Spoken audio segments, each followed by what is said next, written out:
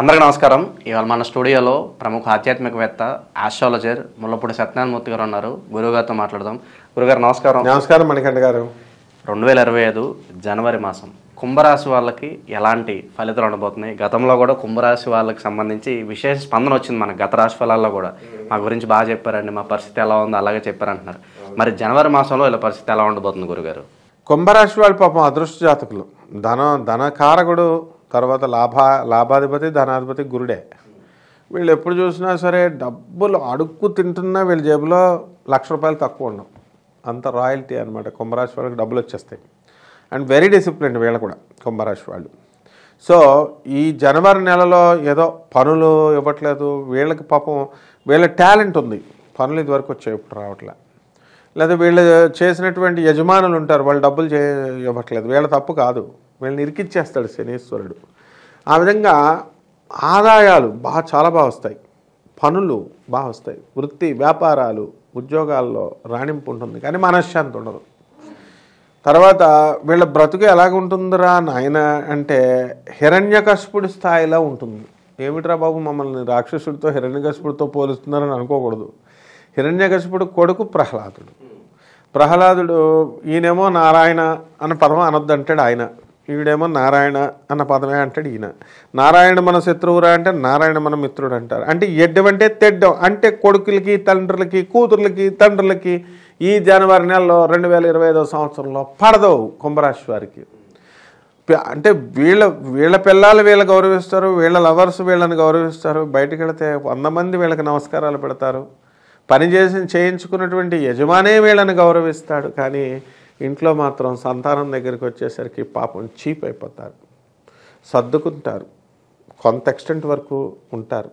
సంక్రాంతి తర్వాత విజృంభిస్తారు. అసలే వాళ్ళ పాపం పిల్లిని, అసలే వేణుస్వామి చెప్పాడు పిల్లిని రూమ్లో వేసి కొడితే పులైపోద్దని, ఆయన కూడా పులైపోయి బయటకు వచ్చాడు. అట్లాగా ఇక్కడ మన వాళ్ళు ఏంటంటే అవకాశాలు వచ్చినాయి. ఇప్పుడు అవకాశాలు రాలేదు అని అనుకోకూడదు. మా వేణుస్వామి కూడా కుంభరాశి, కాకపోతే పే అని పెట్టుకున్నాడు అంతే. బాడీ లావుగా మంచి పుష్టిగా ఉన్న వాళ్ళంతా కుంభరాశి వాళ్ళే అనమాట. దాసా నారాయణరావు గారు వీళ్ళంతా. సో ఒక్క ఏలినాటి శని ప్రభావం ఒక్కటి తప్ప, మనశ్శాంతి లోపం తప్ప మిగతాదంతా బాగుంటాయి. బంధుమిత్రులకి సంతానం లాగే బంద్ పడుతూ ఉంటారు. అలాగే వైవాహిక జీవితం పరంగా, కుటుంబ సమస్యల పరంగా ఎలా ఉండబోతుంది గురుగారు? ఉంటుంది. అంటే వీళ్ళు పాపం ఎక్కువ కుంభరాశి వాళ్ళు సంసార జీవితం గురించి ఆలోచించరు. పరోపకార సేవ వీళ్ళంతసేపు కూడా వెళ్ళిపోవడం, చుట్టాలు ఏమంటే పెళ్లి కార్డు ఇస్తే వీళ్ళు వెళ్ళి పెళ్లి చేసి వస్తారు, డబ్బులు వీళ్ళు ఖర్చు పెట్టుకొని వెళ్ళి కాళ్ళు కడిగి వస్తారు. వీళ్ళు మామూలుగా రండి గురుగారు పెళ్లికి వద్దామంటే ఇలా అనమాట. అంత మంచివాళ్ళు వీళ్ళు కుంభరాశి వాళ్ళు. కాబట్టి వీళ్ళకి అధిక ఖర్చు ఎప్పుడు ఉంటుంది. కాబట్టి వీళ్ళు మామూలు ఆదాయాల్లాగా అందరి ఆదాయాల్లాగా మనం చెప్పకూడదు. అందరికీ రూపాయి చెప్తే వీళ్ళకి ₹100 చెప్పాలి, అంత అవసరం, అంత ఖర్చు ఉంటుంది వీళ్ళకి. కాబట్టి ఈ యొక్క కుంభరాశి వారు అనుకున్నవన్నీ కూడా సాధించే ప్రక్రియలో ముందుకెళ్తూ ఉంటారు. శత్రువులు దూరం అవుతూ ఉంటారు, చెడ్డవాళ్ళు దూరం అవుతూ ఉంటారు, కొత్త స్నేహితులు వస్తూ ఉంటారు. కాబట్టి ఇంకా అసలు గ్రాఫ్ ఏం లేదనమాట, ముందుకు దూసుకెళ్ళిపోవడమే. ప్రమోషన్స్ కూడా వచ్చేసినాయి. భూమికి సంబంధించిన వ్యవహారాలు ఎలా ఉండబోతున్నాయి గురుగారు? భూమికి సంబంధించినటువంటి వ్యవహారాలలో వీళ్ళు పాపం గతంలో ఇళ్ళు అమ్ముకోవడమనో స్థలాలు అమ్ముకోవడమనో అలా జరిగినాయి. అండ్ ఇప్పుడున్నటువంటి కుజుడు కర్కాటక రాశిలో నీచపట్టున్నాడు. వీళ్ళని గ్యారంటీగా కుక్క కరవడం అది డెఫినెట్ అనమాట. యాక్సిడెంట్ అవ్వడం ఇలాంటివన్నీ కూడా జరుగుతాయి. అంతేకాదు భూములకు సంబంధించి రేట్లు పెద్దగా పెరగమన్నమాట. వీళ్ళ స్థలాలు వీళ్ళ దగ్గరే ఉంటాయి. అదే రేటు పెరిగిందనుకో వీళ్ళు అమ్మేస్తారు, డబ్బులు అంతా ఎంజాయ్ చేస్తారు. కాబట్టి ఎప్పుడైతే మనకి నీచపట్టినటువంటి గ్రహం ఉంటుందో అప్పుడు మనం మేలు చేస్తున్నట్లు లెక్క. ఇది రివర్స్లో అర్థం చేసుకుంటాం మనం. అరే గ్రహం బాగాలేదు మనకి అనుకుంటాం. గ్రహం బాగోకపోతే మన దగ్గరికి ఎవరు రాడు, చుట్టాలు రారు, ఫ్రెండ్స్ రారు, డబ్బులు మనకు గుణపాఠం వస్తుంది, డబ్బులు మిగులుతాయి. అదే నీ దగ్గర ఫుల్ పుష్కలంగా డబ్బులు ఉంటే జనం అంతా వస్తున్నారు. అలాగే ఏలినాటి శని జరుగుతుంది ఇప్పుడు కుంభరాశి వాళ్ళకి. అష్టమ కేతు గంటకు ఒకసారి నేను చచ్చిపోవాలనిపిస్తూ ఉంటుంది. పుష్ప సినిమాకి టికెట్ దొరకలేదనుకో సూసైడ్ చేసుకోవాలనుకుంటాడు. తర్వాత ఎక్కడికన్నా వెళ్ళడానికి బస్సు కొంచెం పావు గంట లేటుగా వస్తే సూసైడ్ చేసుకోవాలనిపిస్తుంది. అష్టమ కేతు అనమాట. కాబట్టి గర్ల్ ఫ్రెండ్ అది ఏదో బాత్రూంలోకి వెళ్ళి పాపం వాష్రూమ్లో ఉందనుకో, ఫోన్ ఎత్తలేదనుకో సూసైడ్ చేసుకోవాలనుకుంటాడు. ఈ విధంగా చాలా దారుణంగా సెన్సిటివ్గా వీళ్ళంతా కూడా ఈ కుంభరాశి వాళ్ళు ఉంటారు. ఎడ్డమంటే తెడ్డం అని వాదించడానికి ఎక్కువ రాహు కారణం అన్నమాట. ఈ రాహుగ్రహం మరి ఈ జన్మరాశిలోకి వచ్చేస్తాడు. అందువల్ల ధనస్థానంలో ఉన్నాడు కాబట్టి శుభ్రంగా ఎంజాయ్మెంట్. శుక్రుడు కూడా మంచి ఎంజాయ్ స్థానంలోకి వచ్చాడు, కుంభరాశిలోకి వచ్చాడు. గురుగారు అలాగే రైతులకి మహిళలకి ఎలా ఉంటుందో చెప్పండి అని అడుగుతున్నారు. మరి వీళ్ళ పరిస్థితి ఏంటి గురుగారు? రైతులకి చాలా బాగుంటుంది. కాకపోతే వీళ్ళు పండించడం ఒకటే తెలుసు, వీళ్ళకి దాన్ని అమ్ముకోవడం చేత కాదు.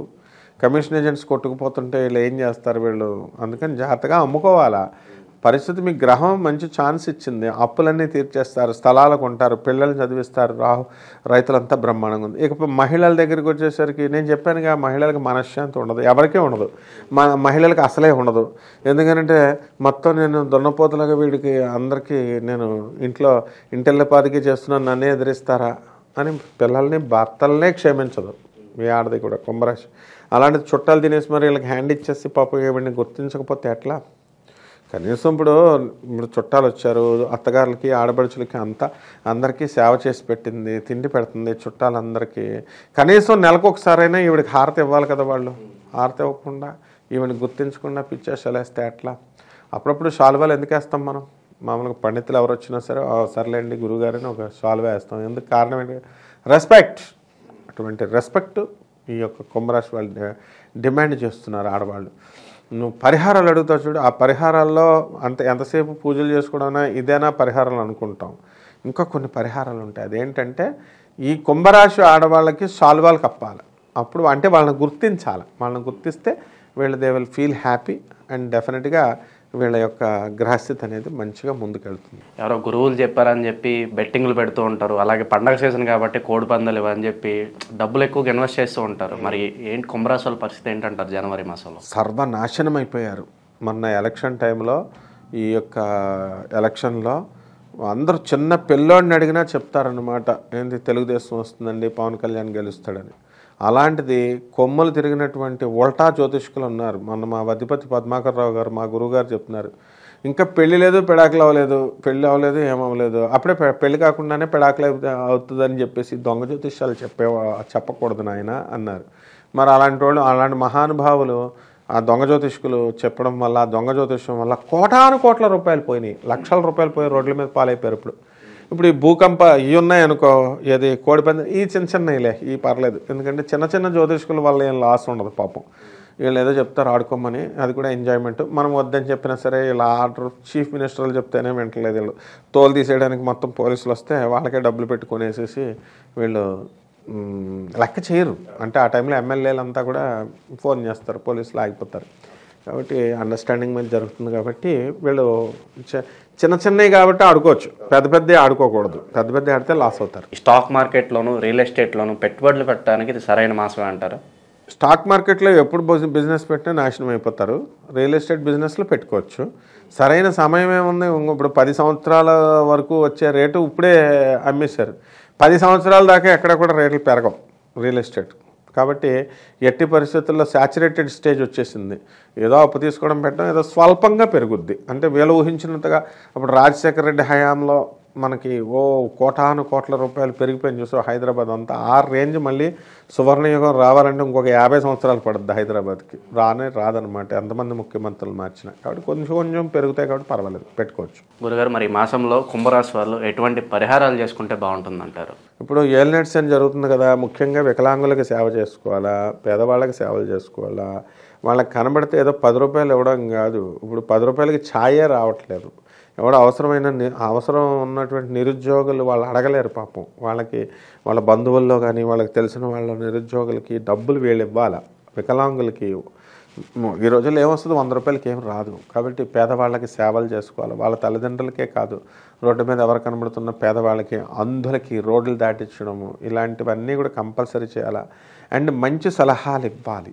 ఎప్పుడైనా సరే మన లాభం కోసం, మనం సర్వనాశనం అయిపోయినా పర్వాలేదు, మనము మాత్రం అవతల వాళ్ళకి, ప్రజలందరికీ కూడా మంచి సలహాలు ఇచ్చినప్పుడు ఇదే దోషము నివారణ అవుద్ది. అంటే ఇప్పుడు ఈ యొక్క శనికి ఏలినాటి శని జరుగుతుంది కాబట్టి శని జపం చుట్టూ చేయాలి, శని స్తోత్రాలు చదవాలి, శని కిలోంపావు నల్ల నువ్వులు, నల్లని వస్త్రాన్ని ఇచ్చి పేద బ్రాహ్మణులకి శనివారం నాడు దానం చేయాలి. నువ్వుల ఉండలు తయారు చేసి పంచాలి శనివారం నాడు. అలాగే నవగ్రహాల చుట్టూ ఓం శనేశ్వరాయ నమః అన్న మంత్రంతో జపం చేయాలి. జమ్మి చెట్టును చూసుకోవాలి. జమ్మి చెట్టుకి నీళ్లు బాగా పోయాలి. 8 బకెట్లు నీళ్ళు పోయాలి జమ్మి చెట్టుకి.